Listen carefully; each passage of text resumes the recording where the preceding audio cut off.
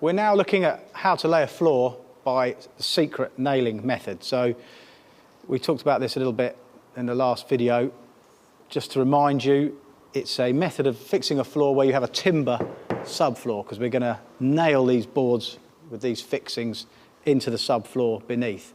This is suitable for either solid floors or engineered boards, okay? We've got the first run in here. It's wedged all the way round just to keep it in place. Again, like the floating floor, we've got an expansion gap at the back and the edges, about 10 millimeters. This is the wax back paper. The waxy side goes down and we fix through it. Now, the reason for this underlay is that although this is a chipboard floor and is highly stable and won't hold moisture, you might be nailing onto old floorboards, for example. So in a Victorian house with old pine boards, there'll be a moisture level in those boards which is considerably higher than this kiln-dried wood. And over the long run, there can be transference of moisture from one into the other, causing this to swell up. This simply prevents that happening. So always put this down on any timber background. Then we're ready to start. We're going to be using this porter nailer for fixing this floor, but the first run is actually better fixed through the face of the board so that it's held rigidly. If we were to use the porter nailer, if it was a narrower board, we wouldn't be able to get the porter nailer on here. And in any case, the porter nailer tends to knock it sideways. And for the first run, we just want to fix it straight down. We've already nailed one of these fixings in. It's nearly there. So Mario just knocked the last bit in with a punch just to sink it below the surface of the board. And then afterwards, we can fill it with a bit of this filler.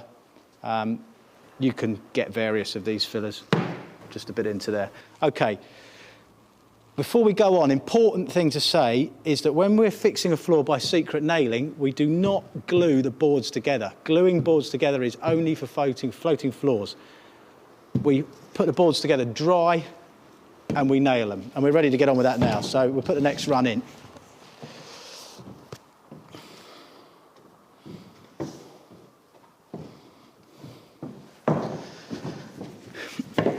So use the knocking block as we did with the floating floor.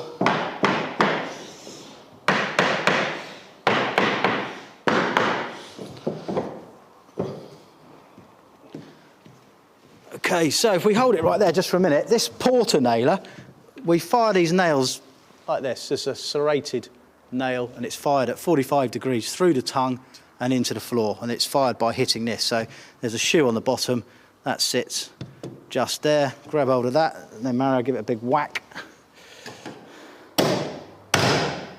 2 whacks is often the case, and then spread him out. So the next fixing is, well, 300. He's being pretty keen. You could spread it out a bit more.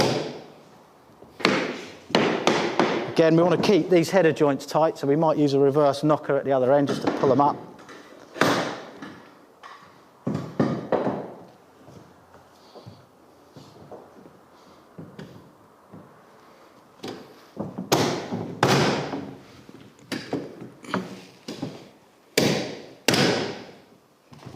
Same thing for the third row.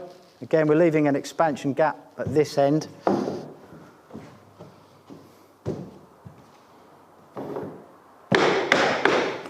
Hopefully you've got a good idea how secret nailing works now.